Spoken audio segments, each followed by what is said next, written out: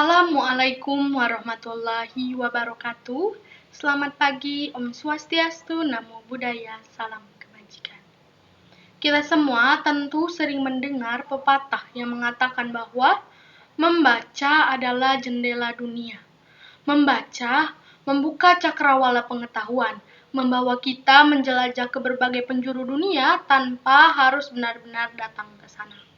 Namun, menurut data UNESCO tahun 2016 yang masih relevan digunakan hingga kini, minat baca masyarakat Indonesia berada di angka yang sangat rendah, yakni hanya sekitar 0,001% saja.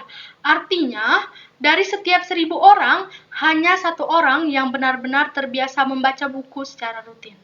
Angka ini jauh tertinggal dibandingkan negara-negara lain di Asia Tenggara, misalnya Singapura atau Malaysia yang memiliki tingkat literasi yang lebih tinggi.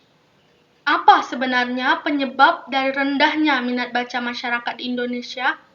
Ada beberapa faktor penyebab dari rendahnya minat baca masyarakat Indonesia. Yang pertama, kurangnya waktu luang karena masyarakat lebih banyak tersita oleh pekerjaan dan aktivitas lain. Kedua, motivasi yang rendah. Membaca belum dianggap sebagai kebutuhan utama.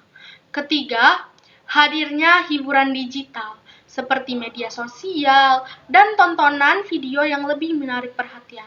Sehingga buku kalah populer dari tontonan-tontonan tersebut. Selain itu, persepsi membaca masih sering dianggap sebagai kewajiban akademis semata, bukan kebiasaan sehari-hari. Namun demikian, ada perkembangan positif. Data dari Perpustakaan Nasional Republik Indonesia tahun 2021 mencatat adanya tren peningkatan indeks kegemaran membaca masyarakat Indonesia. Dari yang hanya 55,74% pada tahun 2019 menjadi 59,52% di tahun 2021. Hal ini menunjukkan adanya perubahan meski masih perlu ditingkatkan lagi. Kalau kita lihat dari negara lain, budaya membaca sudah menjadi bagian dari kehidupan sehari-hari. Misalnya di Jepang, anak-anak terbiasa membaca manga dan komik edukatif sejak dini.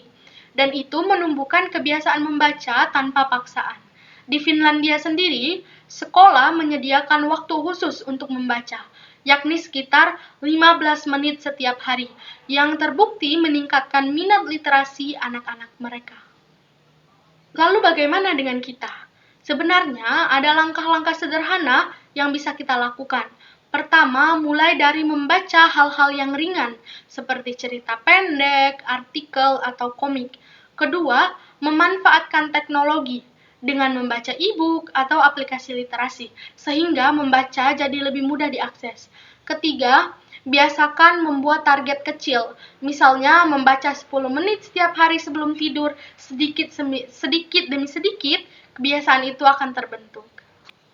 Oleh karena itu, marilah kita tanamkan kebiasaan membaca dalam kehidupan sehari-hari sebagai investasi berharga demi kemajuan diri, keluarga, dan bangsa.